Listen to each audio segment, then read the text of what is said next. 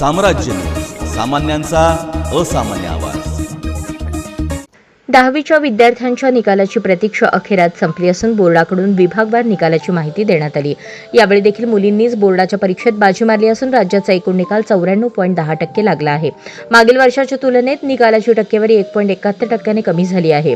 महाराष्ट्र राज्य माध्यमिक व उच्च माध्यमिक शिक्षण बोर्डाचे अध्यक्ष शरद गोसावी यांनी पुण्यात पत्रकार परिषद घेऊन हा निकाल जाहीर केला.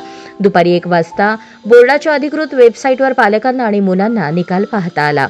यंदाचा राज्याचा 10वीचा निकाल 94.10% इतका लागला असून कोकण विभागाने पहिल्या नंबरवर बाजी मारली असून कोकणचा निकाल 98.82% लागला आहे, तर नागपूर विभागाचा निकाल सर्वात कमी म्हणजेच 90.78% इतका लागला आहे. यंदाही राज्यात मुलींनीच बाजी मारली आहे. यात मुलींचा निकाल 96.14% तर मुलांचा निकाल 92.31% इतका लागला आहे. त्यात पुणे विभागाचा निकाल 94.81% इतका लागला आहे.